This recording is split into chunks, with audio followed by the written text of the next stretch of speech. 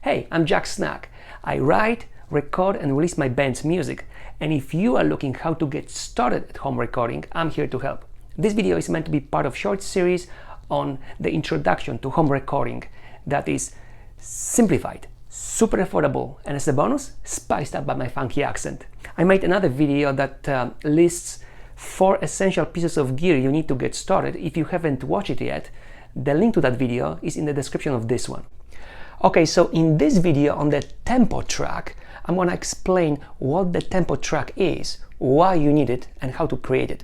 You see, before you start recording any instruments, for example, before you start recording your guitar, you need to create a track that will have the beat that you're going to hear in the headphones while you are recording your guitar, so that no matter how many times you're going to record that guitar, or no matter how many times you're going to record any of the instruments for your song, they all will be played to the same beat that you hear in your headphones while you're recording that instrument, so that you have all the tracks in your song that sound nice and consistent throughout the whole song.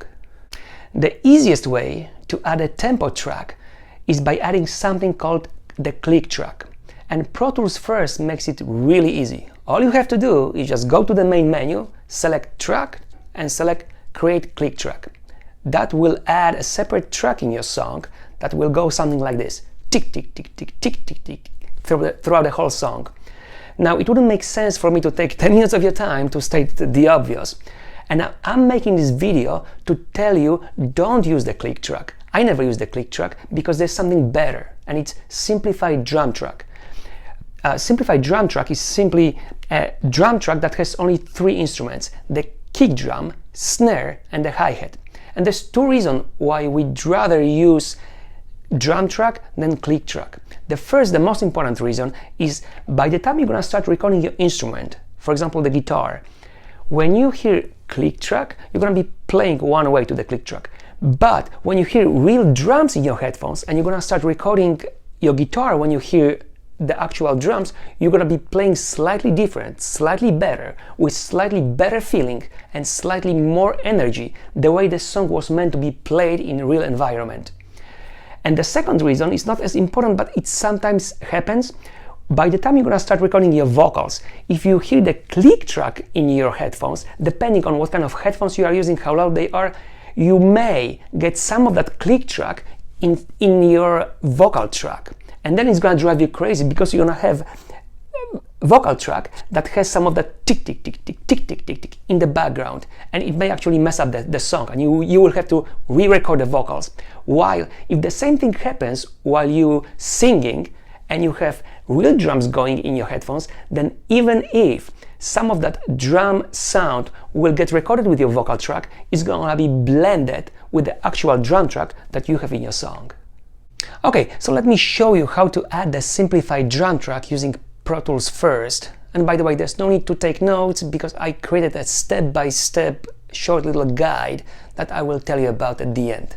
So in order to create a simplified drum track, we're gonna create a MIDI drum track and make it really simple. So let's go to Track, New.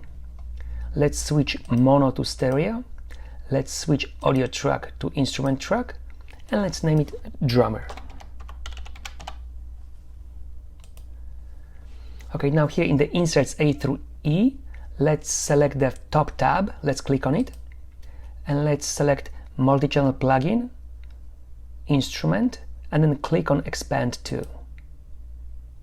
Okay, here in the preset section, we're gonna switch the factory default to number 26, which is drums, move over, go to the top, select 06 Rock Kit.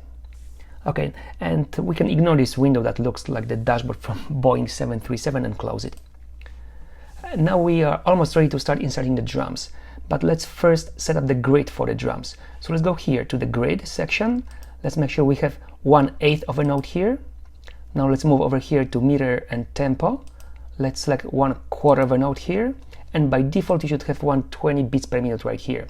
This setting should work for most of the songs, except for the tempo. This 120, you may have to switch it. You're going to be practicing switching it to something that goes faster or slower, depending on how it's going to fit in your song.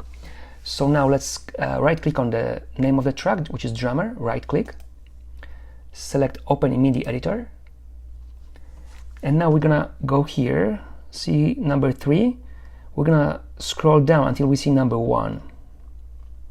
That's where Pro Tools links the kick drum. So when you click on number 1, which is the note C, you should hear the kick drum. One above it, note D, should be snare, and right here, F sharp, should be hi-hat. All right, so now let's go to select the pencil tool, and let's start inserting our kick drum right here, the C note, skip one over, go up to D note, insert snare, skip one over, insert kick again, skip one over, insert snare, and then let's go to the F sharp note and let's add hi-hat in each single one of these squares that constitute our grid. There we go. And this is what it sounds like. So this sounds much better than a click track, but not quite just like a real drummer. So we're gonna do one more trick to make it sound a little bit like a real drummer, and that should help us make sure that it sounds like a real drummer is playing. So we're gonna go to every other of the hi-hat beats and decrease the volume from the current 80 down to about 60. Every other one. 80 to about 60, 80 to about 60, 80 to about 60. And this is what it sounds like now.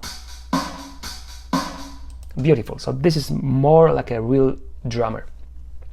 Now we're gonna copy this beat, this one bar of the beat, to about 5 minutes of the song. So let's go up on top right here to the selector tool, click on it, then go down here where there's bars and beats. Let's select this first bar, like this. Now let's repeat that about 200 times. So let's go to Edit, right here in the menu, select Repeat, and select 200 times to repeat the same pattern about 200 times. And now you have the beat for about 5 minutes of the song. And now it's up to you to decide which tempo works for your song. And the way you do it is by playing with this one number right here, 120. If you want something faster, 150, then all you have to do is change 120 to 150 and then start playing. If you want something slower, go to 110, for example. Same thing. Go to 110 and start playing. And now practice playing the verse, chorus, or the lead of your song and see which tempo works for your song. Once you find the right tempo for your song, you're gonna be ready to start recording guitar. Alright, now you should be ready to rock the rest of recording on that song now that you have that simplified drum track I told you about. What I didn't tell you about is that if you or your drummer decide to add a MIDI drum track to your song, you have just created the main part of it. All that's left to do is add some toms, some fills, cymbals, breaks, or anything else the drummer would normally play on that track. But you have just created the main part of it, and it took us only 5 minutes to do it.